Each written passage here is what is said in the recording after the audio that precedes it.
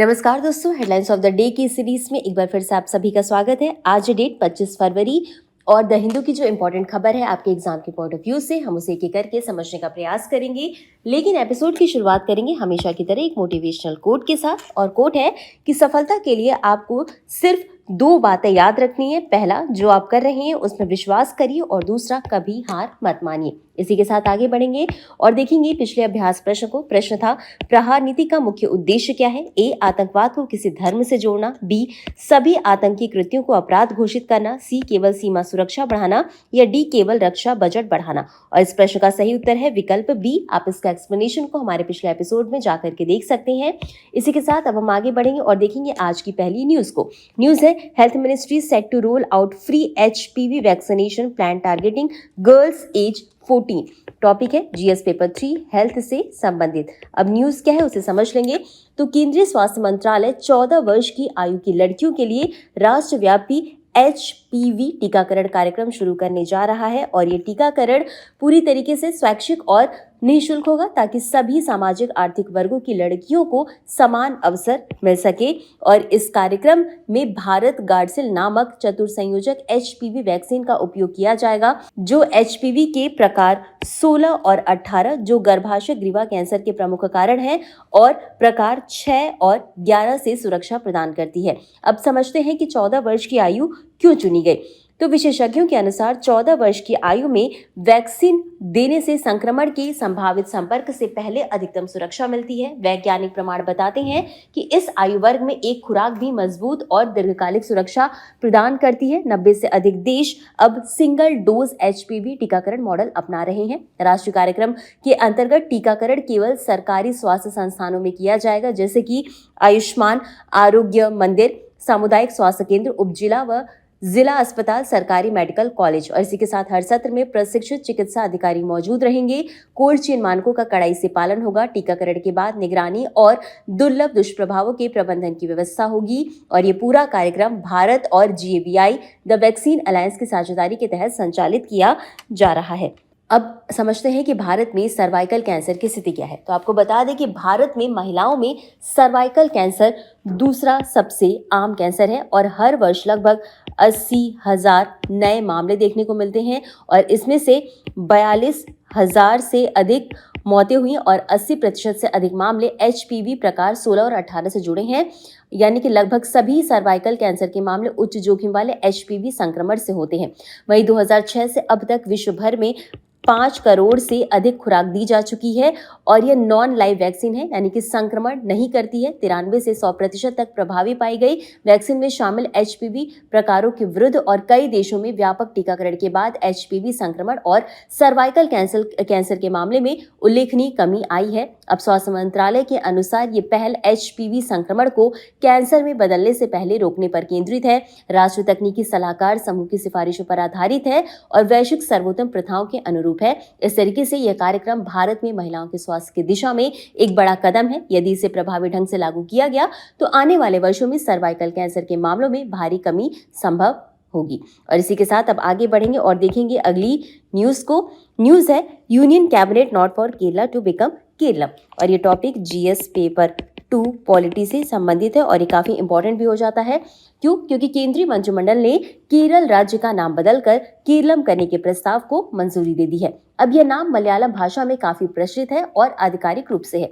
ये निर्णय प्रधानमंत्री नरेंद्र मोदी की अध्यक्षता में हुई कैबिनेट बैठक में लिया गया है, और यह प्रस्ताव भारत के संविधान के अनुच्छेद 3 के तहत आगे बढ़ाया जाएगा। इसे राष्ट्रपति केरल नाम परिवर्तन विधेयक 2026 को राज्य विधानसभा के समक्ष विचार के लिए भेजेंगे। विधानसभा से सुझाव मिलने के बाद केंद्र सरकार राष्ट्रपति की सिफारिश लेकर संसद में विधेयक पेश करेंगी, और अनुच्छेद 3 के अनुसार संसद को राज्यों के नाम, क्षेत्र या सीमाओं में परिवर्तन करने की शक्ति प्राप्त है। अब एक बार पृष्ठभूमि को समझ लेते हैं। तो 24 जून 2024 को केरल विधानसभा ने सर्वसम्मति से प्रस्ताव पारित किया था। प्रस्ताव में कहा गया था कि मलयालम में राज्य का नाम केरलम है। 1 नवंबर 1956 को भाषाई आधार पर राज्यों के पुनर्गठन के बाद राज्य का गठन हुआ था, और केरल पिरली दिवस भी 1 नवंबर को मनाया जाता है। राष्ट्रीय स्वतंत्रता आंदोलन के समय से ही संयुक्त केरल की मांग उठाई जा रही थी। अब ये जो प्रस्ताव है इस पर गृह मंत्रालय में विचार हुआ। मंत्री अमित शाह की स्वीकृति के बाद मसौदा विधि एवं न्याय मंत्रालय को भेजा गया। विधि विभाग और विधायी विभाग ने नाम परिवर्तन पर सहमति दी है। अब इसका महत्व क्या है, तो ये कदम भाषाई और सांस्कृतिक पहचान को संवैधानिक मान्यता देने की दिशा में काफी महत्वपूर्ण कदम माना जा रहा है और इससे राज्य की स्थानीय भाषा के अनुरूप आधिकारिक नाम सुनिश्चित होगा। हालांकि पहले भी भारत में कई राज्यों और शहरों के नाम स्थानीय उच्चारण के अनुसार बदले गए हैं। अब समझते हैं कि भारत में किसी राज्य का नाम बदलने की प्रक्रिया क्या है। तो हमने आपको बताया ये आर्टिकल 3 यानी कि अनुच्छेद 3 से संबंधित है ना। तो इसमें संसद को कई अधिकार दिए हैं, जैसे कि किसी राज्य से क्षेत्र अलग करके या दो से अधिक राज्यों या राज्यों के भागों को मिलाकर या किसी क्षेत्र को किसी राज्य के भाग में मिलाकर एक नया राज्य बनाना। और इसके तहत किसी राज्य का क्षेत्रफल बढ़ाया जा सकता है, किसी राज्य का क्षेत्रफल घटाया जा सकता है, किसी राज्य की सीमाओं में परिवर्तन किया जा सकता है और किसी राज्य का नाम बदला जा सकता है। हालांकि अनुच्छेद 3 इस संबंध में 2 शर्तें निर्धारित करता है। उपरोक्त परिवर्तन से संबंधित विधेयक संसद में केवल राष्ट्रपति की पूर्व अनुशंसा से ही प्रस्तुत किया जा सकता है और विधेयक की अनुशंसा करने से पहले राष्ट्रपति को इसे संबंधित राज्य विधानमंडल को एक निर्दिष्ट अवधि के भीतर अपने विचार व्यक्त करने के लिए भेजना होगा। राष्ट्रपति या संसद राज्य विधानमंडल के विचारों से बात नहीं है और उन्हें स्वीकार या अस्वीकार कर सकता है। इसके अलावा भारतीय संविधान अनुच्छेद 4 स्वयं घोषित करता है कि मौजूदा राज्यों के नामों में परिवर्तन के लिए बनाए गए कानून अनुच्छेद 3 के तहत अनुच्छेद 368 के तहत संविधान के संशोधन नहीं माने जाएंगे और ऐसा कानून साधारण बहुमत से और सामान्य विधायी प्रक्रिया के माध्यम से पारित किए जा सकते हैं। और इतना समझने के बाद अब हम आगे बढ़ेंगे और देखेंगे अगली न्यूज को। न्यूज है, scientist confirm HIV capsid is a good drug target despite resistant. और ये टॉपिक भी GS पेपर 3 हेल्थ से संबंधित है और न्यूज क्या है समझ लेंगे। तो वैज्ञानिकों ने हाल ही में एक अध्ययन किया और उससे यह पुष्टि की कि HIV का कैप्सिड यानी वायरस का सुरक्षात्मक बाहरी आवरण दवाओं के लिए काफी प्रभावी लक्ष्य है। अब अध्ययन में पाया गया HIV नई दवा लेनाकापाविर से बचने की कोशिश करता है तो उसे अपने ही कैप्सिड को कमजोर करना पड़ता है, जिससे उसकी प्रतिकृति क्षमता गंभीर रूप से घट जाती है। 1987 में पहली एंटी HIV दवा ज़िडोवुडेन जिसने रिवर्स ट्रांसक्रिप्टेज एंजाइम को लक्षित किया, लेकिन HIV तेजी से उत्परिवर्तन करता है जिससे वह दवाओं के प्रति प्रतिरोध विकसित कर लेता है और इसी कारण HIV उपचार में कॉम्बिनेशन थेरेपी अपनाई गई ताकि वायरस एक साथ कई अवरोधों को पार न कर सके। अब समझते हैं कि कैप्सिड क्यों है कमजोर कड़ी। तो 1999 में एक शोध प्रकाशित किया जाता है जिसमें दिखाया गया कि HIV का कैप्सिड अपनी विशेष 3D संरचना में मुड़ता है और ये वायरस के RNA की रक्षा करता है। अब अधिकांश म्यूटेशन कैप्सिड को अस्थिर कर देते हैं जिससे वायरस कोशिकाओं को संक्रमित नहीं कर पाता, यानी कि कैप्सिड वायरस के अस्तित्व के लिए आवश्यक लेकिन नाजुक संरचना है। 18 जून 2025 को अमेरिका ने लेनाकापाविर को मंजूरी दी और ये दुनिया की पहली कैप्सिड आधारित HIV अवरोधक दवा है। इसकी खासियत क्या है कि हर 6 महीने में एक इंजेक्शन लेना होता है। शरीर में धीमी गति से दवा रिलीज होती है। क्लिनिकल ट्रायल में उच्च जोखिम वाले व्यक्तियों में लगभग 100% संक्रमण रोकथाम होता है। हाल ही में साइंटिस्ट ट्रांसलेशन मेडिसिन में एक अध्ययन आया जिसके अकॉर्डिंग लेनाकापाविर को अकेले दिया गया तो कुछ मामलों में प्रतिरोधी उत्परिवर्तन उभरे, लेकिन जब इसे अन्य सक्रिय दवाओं के साथ संयोजन में दिया गया तो वायरस प्रभावी रूप से दबा रहा। सबसे महत्वपूर्ण खोज हुई कि जिन वायरस में मजबूत प्रतिरोध विकसित हुआ वे दवा के बिना भी सामान्य वायरस की तुलना में केवल 20 से 30% क्षमता से ही प्रतिकृति कर पाए। और यह अध्ययन पुष्टि करता है कि कैप्सिड एक अत्यंत अच्छा दवा लक्ष्य है। वायरस इसे बहुत अधिक बदल नहीं सकता वरना खुद कमजोर हो जाएगा। इससे कैप्सिड लक्षित नई पीढ़ी की दवाओं के विकास का मार्ग खुलता है। भविष्य में अन्य वायरसों के सुरक्षात्मक आवरण भी दवा लक्ष्य बन सकते हैं। और इसी के साथ अब आगे बढ़ेंगे अगली न्यूज की तरफ। न्यूज है an Israel visit it strategic economic regional impact और ये टॉपिक GS पेपर 2 IR से संबंधित है। तो प्रधानमंत्री नरेंद्र मोदी की ये दूसरी इजराइल यात्रा है और ये ऐसे समय में हो रही है जब पश्चिम एशिया गंभीर भूराजनीतिक अस्थिरता से गुजर रहा है। यह यात्रा 2017 की ऐतिहासिक यात्रा के बाद हो रही है। अब इसके रणनीतिक और रक्षा आयाम समझते हैं। तो Stockholm International Peace Research Institution यानी कि सिप्री के अनुसार भारत कई वर्षों से इजराइल का सबसे बड़ा रक्षा ग्राहक रहा है, जिसने 2020 से 2024 के बीच इजराइल के कुल हथियार निर्यात का लगभग 34% हिस्सा खरीदा है और ये सहयोग धीरे धीरे आयात से संयुक्त विकास और प्रौद्योगिकी सहयोग की ओर बढ़ा है। वहीं पिछले कुछ दशकों में इजरायल ने भारत को अत्याधुनिक प्रौद्योगिकी, हथियार और निगरानी प्रणाली जैसे मानव रहित हवाई वाहन, मिसाइल, विशेष बलों के उपकरण और रडार प्रणालियां प्रदान की है। भारत और इजरायल के द्वारा संयुक्त रूप से विकसित बराक 8 वायु और मिसाइल रक्षा प्रणाली इसकी एक सफल मिसाल है। नवंबर 2025 में भारत और इजरायल ने संयुक्त विकास और उत्पादन को समर्थन देने के लिए उन्नत प्रणालियों को साझा करने के साथ रक्षा उद्योग और प्रौद्योगिकी में सहयोग को गहरा करने के लिए एक समझौते पर हस्ताक्षर किया। अब विज्ञान, प्रौद्योगिकी और नवाचार से संबंधित पहलुओं को देख लेते हैं। तो भारत को आधुनिक प्रौद्योगिकी और नवाचार में इजरायल की सफलता से काफी लाभ हुआ है, विशेषकर कृषि, जल और इलेक्ट्रॉनिक्स के क्षेत्र में।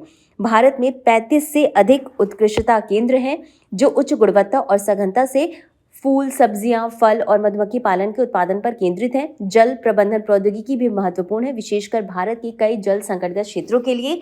इजरायल के विदेश मंत्रालय के अधीन इजरायल की अंतर्राष्ट्रीय विकास सहयोग एजेंसी MASHAV की बात करें तो इसने जून 2022 में हरियाणा और दिसंबर 2024 में राजस्थान के साथ एकीकृत जल संसाधन प्रबंधन और क्षमता निर्माण पर सहयोग करने के लिए समझौते पर हस्ताक्षर किया। भारत एशिया में इजरायल का दूसरा सबसे बड़ा व्यापारिक साझेदार है और वित्त वर्ष 2024-25 में द्विपक्षीय व्यापार लगभग $3.75 अरब तक पहुंच गया। हालांकि माल व्यापार में अभी भी हीरे, पेट्रोलियम और रसायन का ही वर्चस्व है। और सितंबर 2025 में इजरायल के वित्त मंत्री की यात्रा के दौरान भारत और इजरायल ने द्विपक्षीय निवेश समझौते पर हस्ताक्षर किए और इसके बाद नवंबर 2025 में वाणिज्य और उद्योग मंत्री पीयूष गोयल की इजरायल यात्रा के दौरान मुक्त व्यापार समझौते के लिए संदर्भ शर्तों पर हस्ताक्षर किए गए।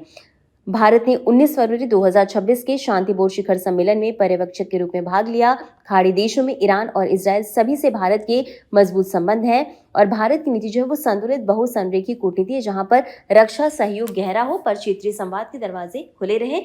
और निष्कर्ष के तौर पर ये कह सकते हैं ये यात्रा सामान्य कूटनीति से आगे बढ़कर दीर्घकालिक रणनीति पुनर्संरेखण का संकेत देती है। रक्षा तकनीक, हाईटेक अर्थव्यवस्था और संपर्क परियोजना के माध्यम से साथ ही भारत के लिए चुनौती ये रहेगी कि वह क्षेत्रीय ध्रुवीकरण से बचते हुए अपनी रणनीतिक स्वायत्ता और ऊर्जा सुरक्षा हितों की रक्षा करें। और इतना समझने के बाद अब हम आगे बढ़ेंगे और देखेंगे आज की अगली और अंतिम न्यूज को।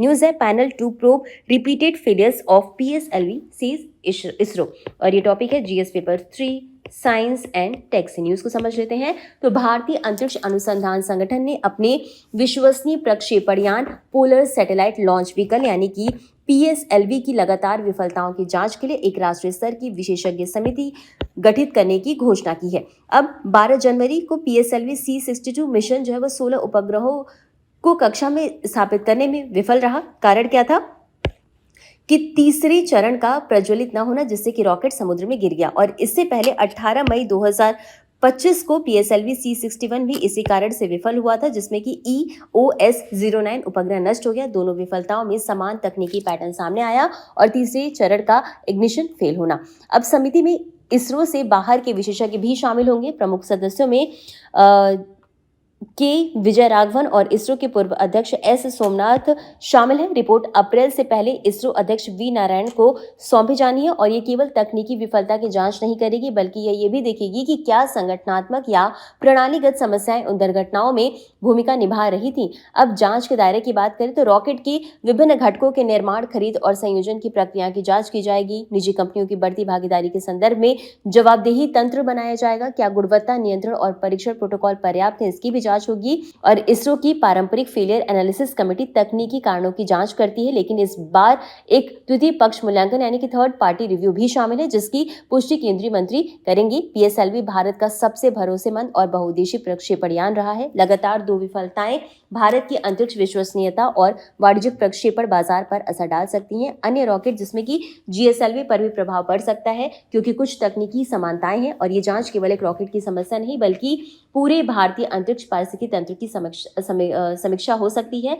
PSLV की विफलताओं ने इसरो को केवल तकनीकी सुधार से आगे बढ़कर संरचनात्मक और संस्थागत समीक्षा की ओर प्रेरित किया है। यदि समिति व्यापक सुधार सुझाती है तो यह भारतीय अंतरिक्ष कार्यक्रम के लिए दीर्घकालिक मजबूती का आधार बन सकती है। तो ये थी आज की हमारी सभी इंपॉर्टेंट खबर। अब बारी इससे संबंधित अभ्यास प्रश्न को देखने की। प्रश्न है केरल पृथ्वी दिवस कब मनाया जाता है? आपके पास ऑप्शंस हैं, ए 15 अगस्त, बी 26 जनवरी, सी 2 अक्टूबर, डी 1 नवंबर। और इस प्रश्न का उत्तर आपको हमेशा की तरह कमेंट बॉक्स में देना है। इस प्रोग्राम की पीडीएफ को आप हमारे Telegram channel next IAS Hindi से डाउनलोड कर सकते हैं। आज के लिए बस इतना ही, धन्यवाद।